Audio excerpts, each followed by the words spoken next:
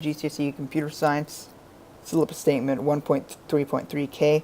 Describe how a range of sensors can be used to input data in a computer system.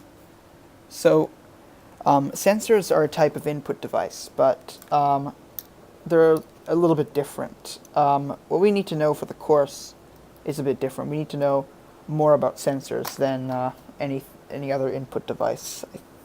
I think, because the input devices that we learned previously, such as the touch screens and the whiteboards and all that good stuff. Well, we just have to know the theory, the principles of operation of them.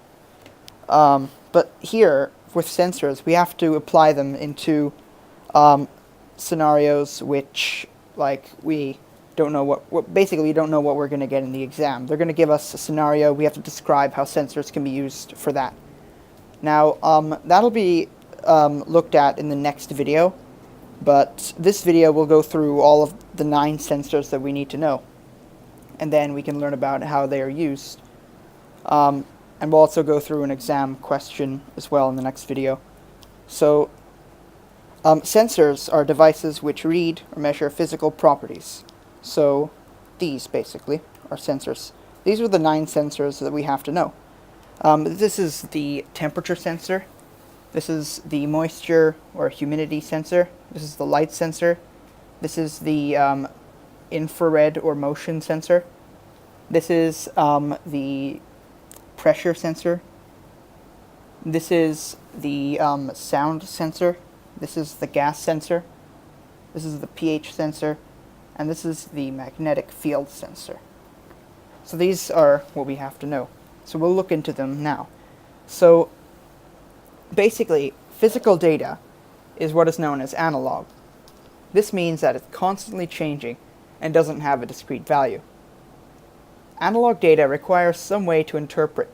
For example, a mercury thermometer requires you to look at the height of the mercury. So temperature can therefore have an infinite number of values. As humans, we can read these values. We can look at a clock and say, oh hey, it's 12 o'clock. Or we can look at a thermometer and say, oh, it's 35 degrees. But computers can't simply look at a device and say, oh, it's 12 o'clock. The data needs to be in some sort of digital format, a format that the computer can understand.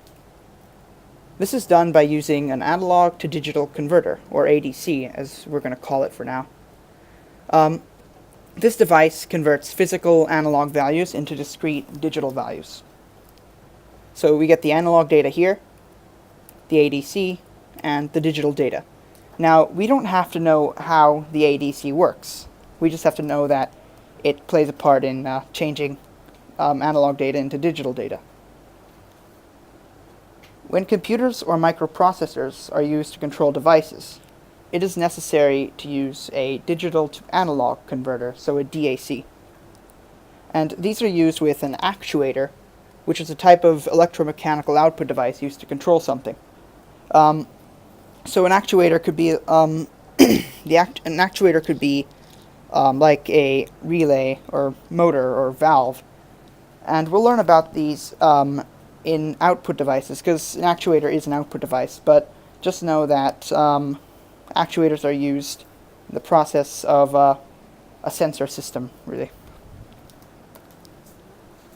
Actuators may require a digital to analog converter to receive an electric current rather than a digital signal. So we need to think about when microprocessors can read digital values, actuators have to read analog values. So we have to convert digital values into analog values. Something like this. So let's look at the sensors and the application of the sensor. So temperature we'll start with. So temperature can be used to control a central heating system, and controlling and monitoring a chemical process, and controlling and monitoring the temperature in a greenhouse. Now, note the difference between controlling and monitoring.